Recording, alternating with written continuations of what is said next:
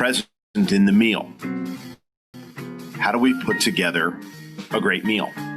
Well, let's think about it this way. There are really 5 ingredients that have to be present all the time for great communication to be possible.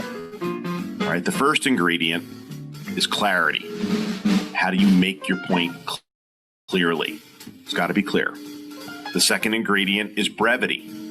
How do you get to the point quickly? How do you not waste people's time?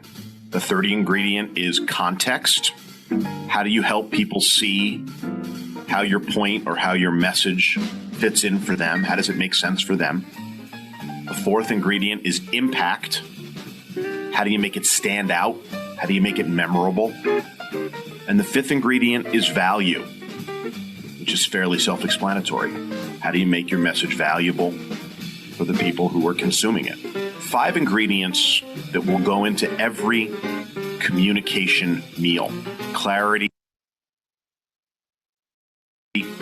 brevity, context, impact, and value. Okay, great. So we've got our ingredients. Now the next question is, how much of each ingredient do we need? And just like cooking a great meal, that's going to depend. Different meals are going to need different ingredients. They're going to need the ingredients in different proportions. And different audiences are going to have different palates. They're going to want different things out of their meal. So the really savvy communicator is going to look at their row of ingredients and is going to be able to determine, based on the audience that they're preparing their message for, what ingredients need to be dominant.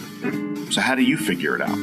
Well, when do we need clarity to be an important ingredient? Well, when there's a lot of complexity around the situation or around the issue, you need to make sure that your message includes plenty of clarity so people understand what this is really about.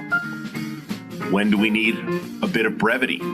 Well, when time is short, when we think attention spans are short, when your audience is going to be very, very senior, you want to make sure you have enough of the brevity ingredient. How about context? Well, maybe when there's unfamiliarity with the topic, or maybe when you're communicating with people that have a lot on their mind, or are walking in to listen to you having just come from something very, very confusing, you probably want to make sure you use plenty of the ingredient context. How about impact? When do we need to have a lot of impact in our messaging? Well, when there's a lot of noise, when we really need to work hard to make it memorable, right? When we really want it to stand out, and we think that's going to be hard to achieve. We got to make sure we add plenty of impact. And then the fifth and final is value. And I think when there's skepticism, when there's choice, when there's competition, when a decision has to be made, and there are other choices that could be made, we have to work hard to make sure that there's plenty of value in the meal that we're creating. All 5 of these ingredients are going to be present in every meal that you create, in every communication that you put together. You always want to make sure that you have some clarity and some brevity and some context and some impact and some value.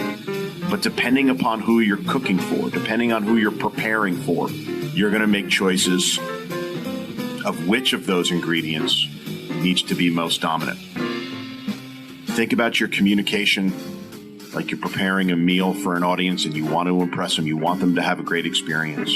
And different audiences have different palates, which means you have to adjust the ratios of the ingredients depending upon the situation.